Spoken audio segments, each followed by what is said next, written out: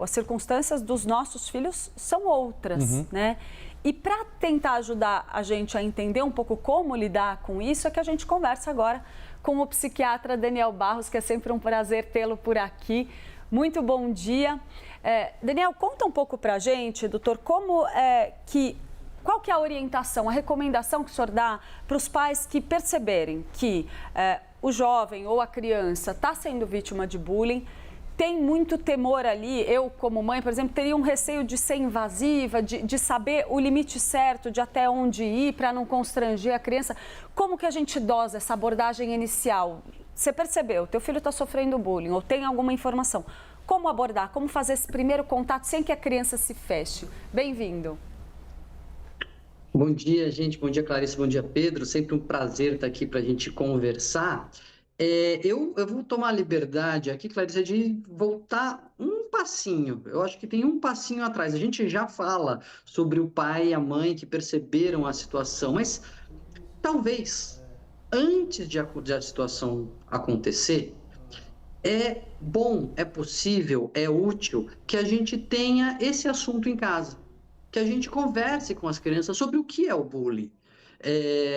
O que é esse fenômeno? É uma zoeira? É uma brincadeira? É uma zoeira, uma brincadeira, não necessariamente configura o bullying, que é muito mais um ataque sistemático que recorrentemente, repetidamente, coloca aquela criança numa situação de sofrimento, né? Expõe a criança e traz sofrimento a ela. Uma coisa é uma brincadeira, alguém deu risada, falou uma vez e foi até constrangedor, não deve fazer. Isso não é bullying. A gente não deve fazer, deve ensinar aos nossos filhos e conversar sobre o que é gerar sofrimento no outro.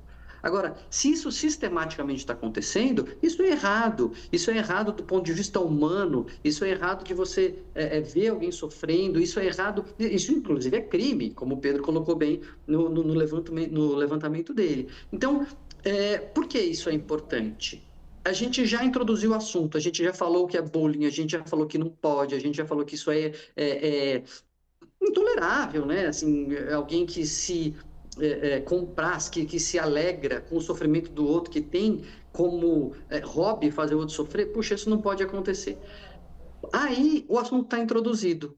Bom, agora eu suspeitei, agora eu vi esses sinais que o Pedro falou, eu vi a criança mais ansiosa, eu vi a criança querendo faltar na escola, eu vi as notas caindo, alguma coisa não está bem. Filho, filha, puxa, eu vi que você não está muito legal, você não está muito feliz. O que está acontecendo? Você quer conversar com a gente? E aí você pode puxar alguma das coisas com que você falou. Teve ameaça, estão te expondo, estão te constrangendo, alguém falou para você não falar com a gente. Enfim, criar esse ambiente seguro para que quando a coisa aconteça, a criança ou adolescente se sinta à vontade para falar. Boa. Pedro Duran. Obrigado, Clarissa. Doutor Daniel, bem-vindo. Obrigado pela conversa aqui com a gente. Você sabe que eu conheço o doutor Daniel há 15 anos. A barba nem era branca ainda. E a gente olha para trás, doutor, a gente vê tantas transformações que aconteceram na nossa sociedade, no ambiente escolar, o próprio advento da tecnologia, que mudou muito a forma como as crianças se relacionam hoje em dia. Eu queria que você trouxesse, do ponto de vista do bullying e nos olhos da psiquiatria, o que você observa de mais significativo em termos de mudança desse cenário de 15 anos, 20 anos atrás para o cenário de hoje? Eu acho que tem dois grandes movimentos, Pedro. O primeiro é o cyberbullying, né? Que não é recente. A gente sabe que quando a internet chegou, já chegou o problema quase que junto, né, com a internet, mas com ela se tornando mais acessível, a internet no nosso bolso o tempo todo, mais ocorrências acontecem, né, neste novo ambiente em que os jovens passam a frequentar. Então, isso, por um lado, é um potencializador do problema. Por outro lado, com a internet também, a gente consegue alcançar mais as pessoas, a gente consegue fomentar mais o debate, a gente consegue discutir mais. Hoje em dia, você vai lembrar, coisa de 5, 10 anos atrás, nem tanto, uns 5 anos atrás, quando se falava de bullying, muito rapidamente se levantava um coro de vozes falando: isso aí é mimimi, Sim. Na minha época tinha isso aí, ninguém reclamava. Todo mundo sobreviveu. Sobrevivemos, é claro, porque quem não sobreviveu não está aqui para contar a história, né? Mas, mas hoje, esse coro dos descontentes.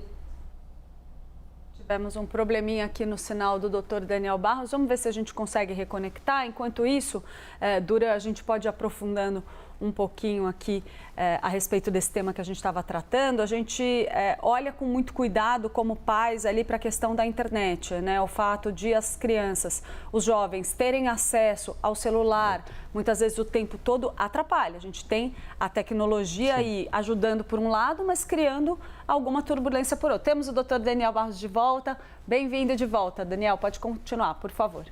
Desculpa, gente, eu dei uma oscilada aqui, mas só para concluir, o que eu estava dizendo é que hoje você tem menos gente engrossando o coro dos descontentes, né? Falando, isso aí é mimimi, isso aí é bobagem. Eu acho que a sociedade se conscientizou mais sobre o problema. Então, o problema pode acontecer um pouco mais, mas a sociedade está mais consciente. E a mudança, o principal movimento que a gente tem que fazer para combater o bullying é uma mudança cultural. É dizer assim, aqui não. Aqui neste lugar a gente não admite que alguém seja exposto e sofra para a nossa diversão, para a diversão de outros. Isso não tem sentido, isso não vai ser tolerado nesse ambiente. É um movimento cultural que envolve pais, inspetores, professores, diretores, alunos. É esse movimento em conjunto, mas eu acho que a sociedade tem abraçado, tem começado a andar nessa direção. Agora, doutor, nessa linha do que o senhor está pontuando para a gente, teve um caso muito recente, aliás, na escola da minha filha. A escola está reagindo prontamente, de maneira muito eficaz em relação ao que está acontecendo. De um caso de cyberbullying mesmo, com uma movimentação de vários alunos num grupo de WhatsApp, aquelas histórias meio complicadas, mas o que me surpreendeu é que eu pude perceber, tanto nas outras crianças, nas mensagens trocadas nos grupos, quanto até um pouco na minha filha, por mais que ela seja bem orientada, a gente fale muito sobre isso em casa, uma certa dificuldade para perceber a gravidade do que estava acontecendo lá dentro. Então, o ambiente digital cria quase uma certa permissividade. É como se eu conversava com ela. São coisas que tem alguns alunos fazendo aqui que eles jamais fariam fora do computador. Então, é muito confortável ter o telefone como escudo, né? Eu queria que o senhor falasse um pouco para a gente sobre isso. De que forma que o celular acaba fazendo com que essas crianças, esses jovens, se sintam, de certa forma, blindados e vejam menos gravidade no que está sendo feito ali. Perfeita a análise, Clarice. Eu costumo dizer que online todo mundo é um pouco mais psicopata, né? E travou de novo? Voltou. Voltemos? Estamos aqui? Sim. Estamos aqui, estamos te ouvindo. Não, tá. Então, deixa eu só ser bem... Tá oscilando, mas tenta aí que agora vai. Tá oscilando, a gente vai reconectar, doutor. A gente vai reconectar com você rapidinho. Enquanto isso, eu vou contando aqui, detalhando um pouco essa questão junto com o Duran, enquanto o pessoal reconecta a sua ligação. Porque o que eu estava pontuando, né, Duran, não sei se você já ouviu algum caso assim perto de você, é aquela sensação de que mesmo nas residências, nas casas onde os pais conversam, os pais dialogam, estão sempre ali presentes, monitoram os grupos de WhatsApp ou o celular dos seus filhos. Eu faço isso com regularidade, nem sempre a gente consegue, né, ter tempo de parar, olhar tudo na hora certa, mas tem esse controle. Mesmo nesses casos, às vezes as crianças estão vendo a coisa acontecer ali na frente delas, na tela, e dizem, ai, nossa, que feio o que está acontecendo aqui. Mas falta, assim, a dimensão do quanto, às vezes, a coisa é grave, né? Sim, sim. Minha mãe está me mandando mensagem aqui no WhatsApp, está falando... Pedro, você precisa falar da importância da supervisão dos pais ou responsáveis dos dispositivos eletrônicos. Muito. Minha mãe é pedagoga, lida com isso diariamente, né? Então... Tem aula dentro de casa. É isso, então... Voltamos com o doutor Daniel. Boa professora. Doutor Daniel, rapidinho. Vamos lá.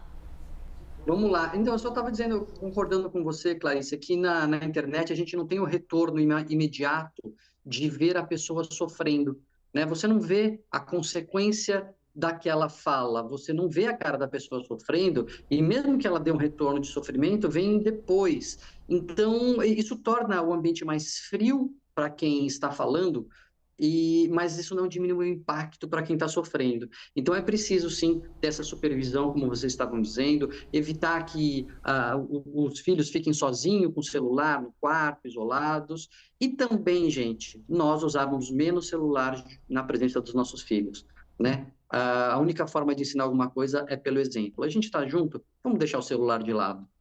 É isso, vamos todo mundo deixar o celular um pouco de lado para que essas crianças consigam viver tendo muito mais consciência do que está acontecendo. Nosso tempo acabou. Obrigada, doutor Daniel. Obrigada, Pedro Duran.